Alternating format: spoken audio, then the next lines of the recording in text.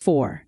King Tut was a very young pharaoh, meaning an ancient Egyptian king or ruler in ancient Egypt. He died when he was just a teenager. His family was very powerful and had ruled Egypt for a long time. When he died, he was laid to rest laden with gold, meaning he was buried with lots of gold and treasure. After a long time, people forgot about him. In 1922, his tomb, meaning a special burial place, was discovered. Since then, many people have wondered how he died. Some even thought he might have been murdered. Now, after almost 80 years, Tut's body was taken out of his tomb. He had a special kind of X-ray called a CT scan.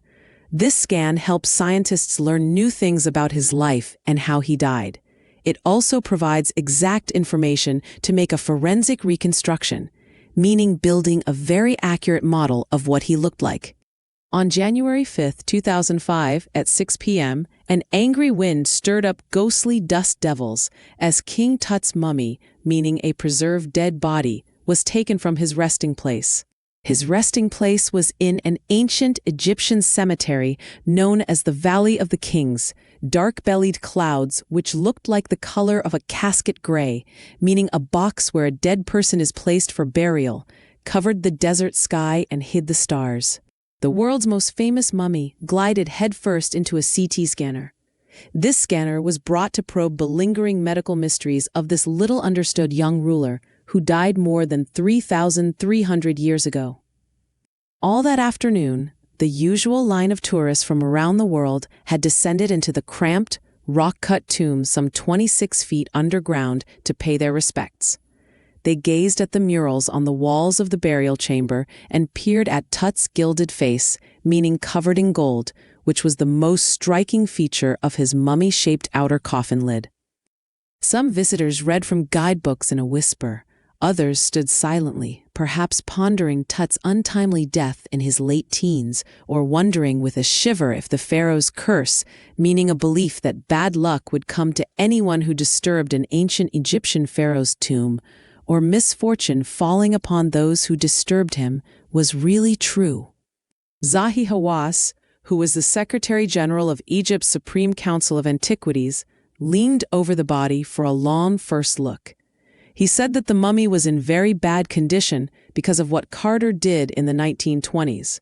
Carter, Howard Carter that is, was the British archaeologist, meaning a person who studies human history and prehistory through digging up old sites and things, who in 1922 discovered Tut's tomb after years of futile searching.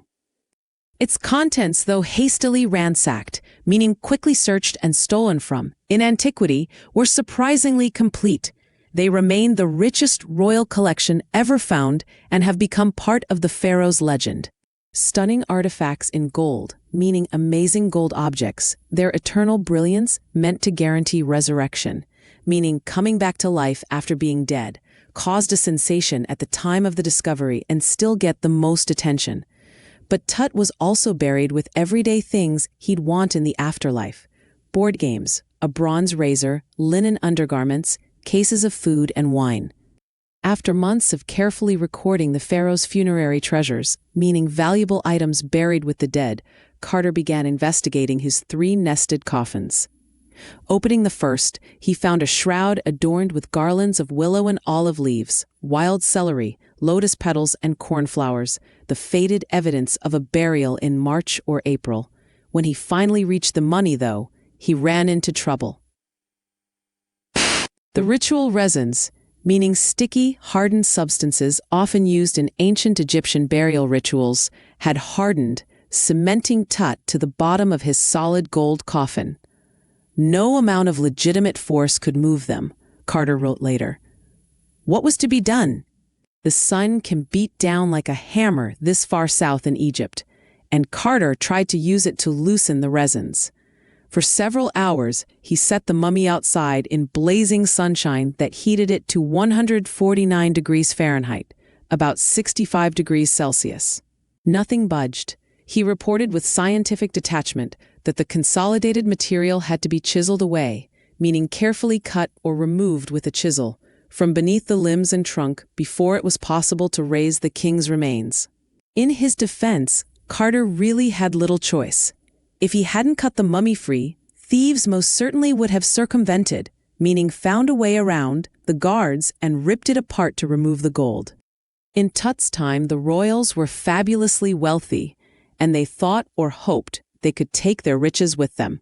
For his journey to the great beyond, King Tut was lavished with glittering goods, precious collars, inlaid necklaces and bracelets, rings, amulets, meaning small objects worn for protection or good luck, a ceremonial apron, sandals, sheaths for his fingers and toes, and the now iconic inner coffin and mask, all of pure gold. To separate Tut from his adornments, Carter's men removed the mummy's head and severed nearly every major joint. Once they had finished, they reassembled the remains on a layer of sand in a wooden box with padding that concealed the damage, the bed where Tut now rests. Archaeology has changed substantially in the intervening decades, focusing less on treasure and more on the fascinating details of life and intriguing mysteries of death. It also uses more sophisticated tools, including medical technology. In 1968, more than 40 years after Carter's discovery, an anatomy, meaning the study of the structure of the body, Professor X-rayed the mummy and revealed a startling fact. Beneath the resin that cakes his chest, his breastbone and front ribs are missing.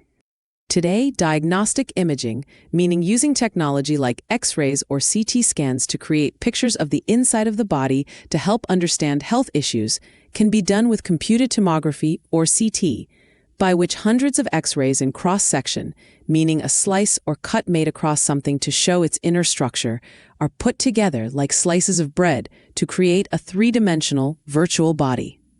What more would a CT scan reveal of Tut than the X-ray? And could it answer two of the biggest questions still lingering about him? How did he die, and how old was he at the time of his death? King Tut's demise was a big event, even by royal standards. He was the last of his family's line, and his funeral was the death rattle of a dynasty, meaning a powerful family or group of rulers who rule a country for a long period of time. But the particulars of his passing away and its aftermath are unclear. Amenhotep III, Tut's father or grandfather, was a powerful pharaoh who ruled for almost 4 decades at the height of the 18th dynasty's golden age. His son Amenhotep IV succeeded him and initiated one of the strangest periods in the history of ancient Egypt. The new pharaoh promoted the worship of the Aten, the sun disk, changed his name to Akhenaten, or servant of the Aten, and moved the religious capital from the old city of Thebes to the new city of Akhenaten, known now as Amarna. He further shocked the country by attacking Amun, a major god, smashing his images and closing his temples. "It must have been a horrific time," said Ray Johnson, director of the University of Chicago's Research Center in Luxor, the site of ancient Thebes. The family that had ruled for centuries was coming to an end, and then Akhenaten went a little wacky, meaning he acted very strangely or wildly.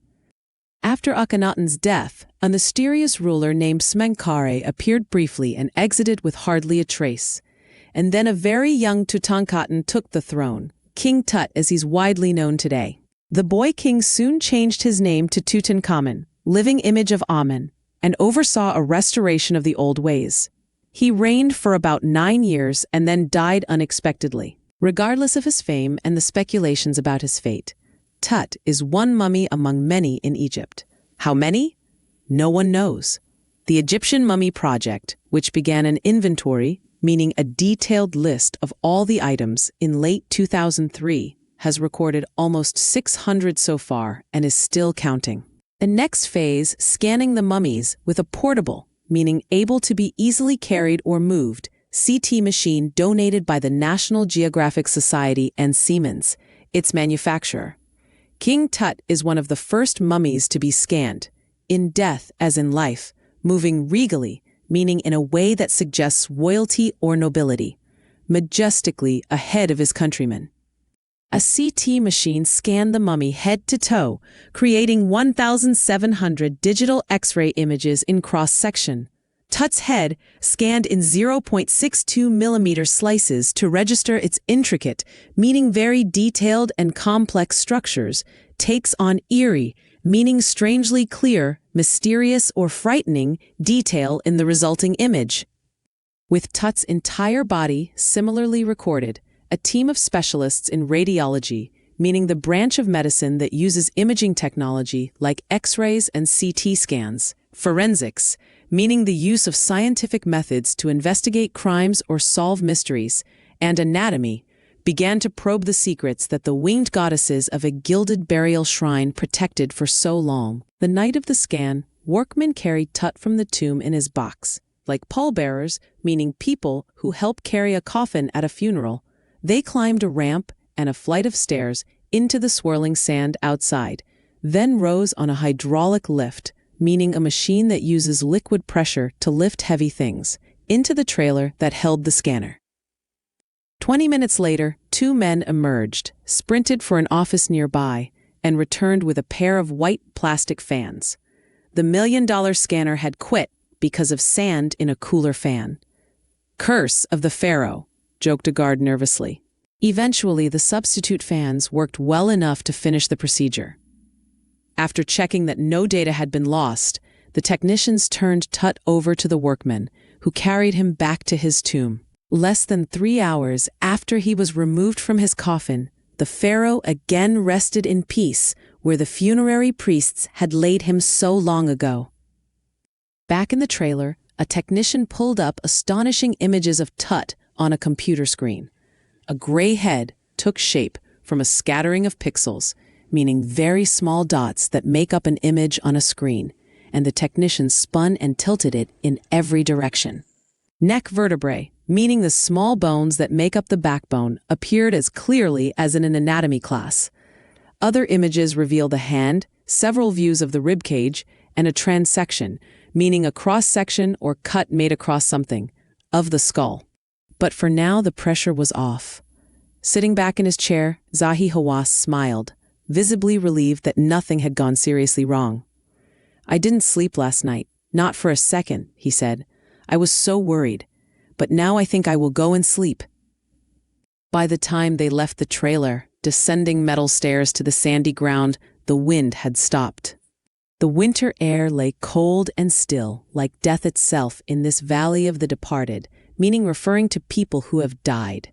Just above the entrance to Tut's tomb stood Orion, the constellation, meaning a group of stars forming a recognizable pattern in the night sky, that the ancient Egyptians knew as the soul of Osiris, the god of the afterlife, watching over the boy king. The central theme of Discovering Tut, the Saga Continues, is the ongoing mystery surrounding King Tut's life and death, and how modern technology, like CT scans, helps us learn more about the past, even while respecting ancient traditions.